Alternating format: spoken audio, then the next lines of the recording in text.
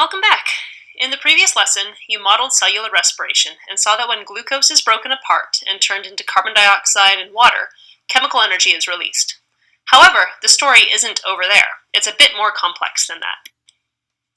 In this presentation, we're going to revisit the inputs and outputs of cellular respiration, develop an analogy for molecules that have chemical energy, learn about the molecule ATP and how it is formed, and finally, relate cellular respiration to ATP. Throughout the video, there will be stop points where you need to answer questions. If you don't know the answer to a question, re-watch that section of video until you find the answer. In yesterday's lesson, you used the molecular modeling kits to show what happens to glucose and oxygen during cellular respiration. These molecules break apart and form carbon dioxide and water, while at the same time releasing chemical energy. This animation shows the reaction.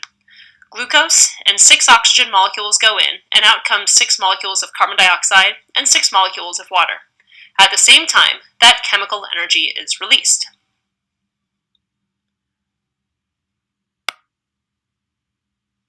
Here's another way to look at the inputs and outputs of cellular respiration. You start with 1 glucose and 6 oxygen molecules, and end up with 6 CO2s and 6 H2Os and some energy. It's what happens next to this energy that is where the story gets complicated. But before we go there, let's make sure we're all on the same page with a couple of questions.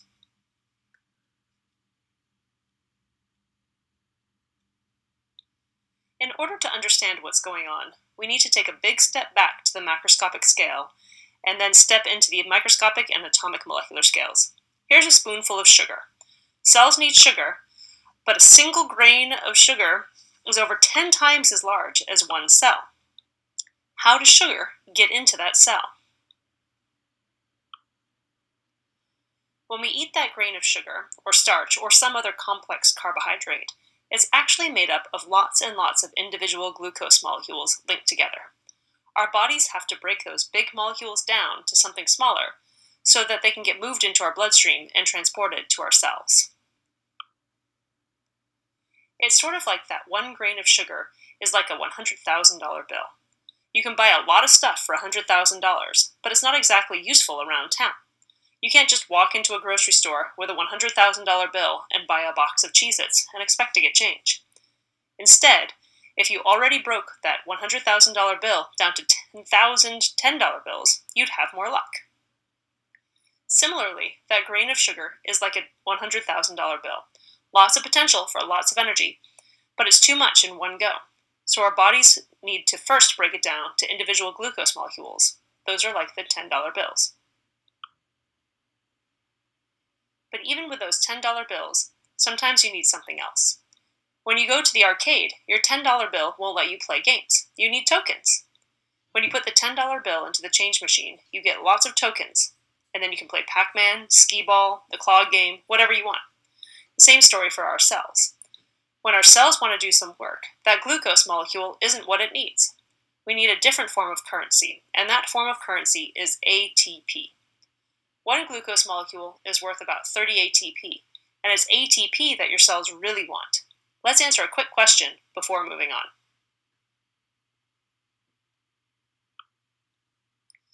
So, to recap, our cells will let single glucose molecules in, but processes within our cells function on a molecule with smaller amounts of more available energy, called ATP. Let's see how ATP works in our bodies.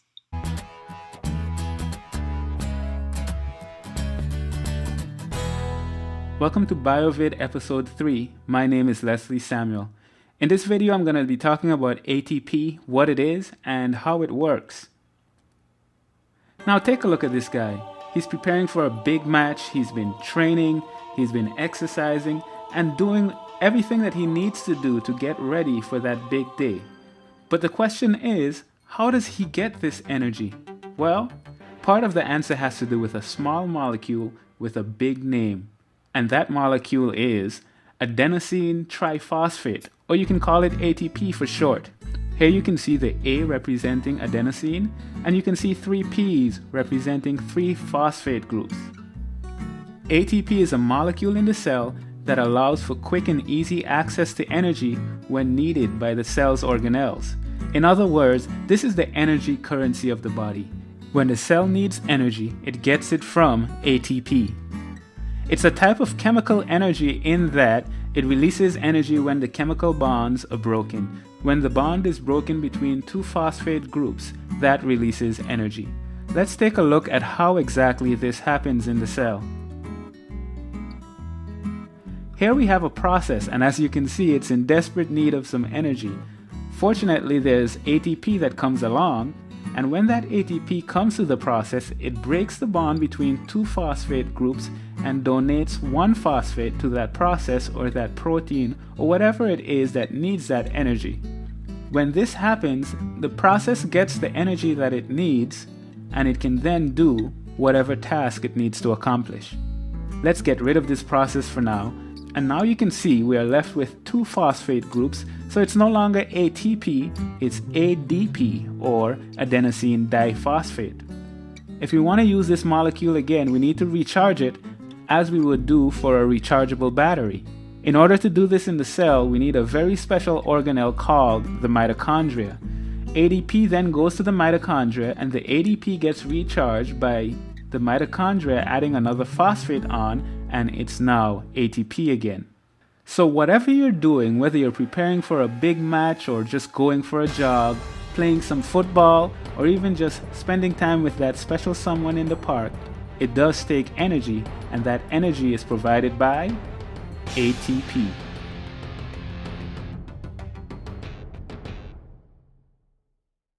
ATP stands for adenosine triphosphate. So the A you see in the molecule stands for adenosine, and the three P's represent the triphosphate. Tri as in three, and phosphate starts with the letter P. That link between the last two phosphates is the high energy bond. It's like that last phosphate is spring-loaded. When the last P is knocked off, the spring is released, and energy is released. This is the energy our cells use to do work. And you're left with ADP and P, or adenosine diphosphate, as in two, and another lonely phosphate. So where does this ATP come from? How does this relate to cellular respiration and glucose? Turns out, to make ATP, we need that chemical energy from glucose. Here are the inputs and outputs of cellular respiration again. Remember how we started with glucose and oxygen and ended up with carbon dioxide and water, and that chemical energy was released? Well, that chemical energy is used to build ATP out of ADP and P. Or in other words, we're using it to charge up ATP with that spring. All of this happens in an organelle, or a little organ inside our cells, called the mitochondrion. You usually hear it called the mitochondria, which is actually the plural of mitochondrion. Mitochondrion, mitochondria, either way, is the place inside the cell where the energy from glucose is used to form ATP from ADP and P. My high school biology teacher, Miss Gill, said the way to remember mitochondria was it's the mighty one. It's the powerhouse of the cell. Miss Gill was about 5'1" and didn't exactly have the physique of a mighty one, but I'll never forget her standing at the front of the room doing muscle man poses, flexing her little biceps, telling us to remember that mitochondria is the mighty one. And here I am, 20 years later, still remembering that. Thanks, Miss Gill. Anyhow, in go the glucose, oxygen, and ADP and P, and out come carbon dioxide, water, and ATP. Here's another way to look at it. During cellular respiration, the chemical energy from the high energy bonds in glucose is released and used to put ADP and P together to make ATP. That's cellular respiration. Then the cell realizes it needs to do something. It needs to move something around, put something together, whatever it is, it needs energy. And just like you need tokens to play games at the arcade, cells need ATP to get the job done. So ATP is broken apart, and that energy is released to do work. And the ATP is converted back to ADP and P.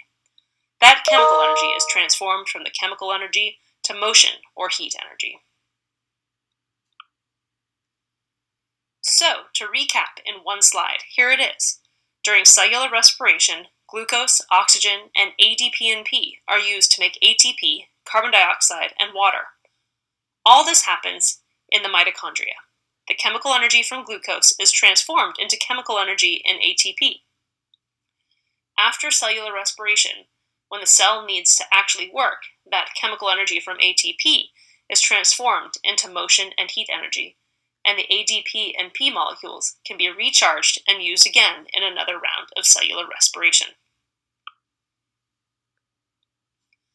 Let's review what we saw in this presentation. Glucose has chemical energy, but our cells need this energy to be stored first in a molecule of ATP in order for it to be useful. It's like trying to play games at the arcade with a $10 bill. You need to convert it to tokens first. Cellular respiration is the process where ATP is formed from ADP and P using the chemical energy from glucose. The chemical energy stored in ATP will be transformed into kinetic and heat energy when the cell does work. Alright, here's a final set of questions to ensure you got the key points from the presentation. Feel free to go back and rewatch any part of the video you need to in order to answer these questions. Thanks for listening!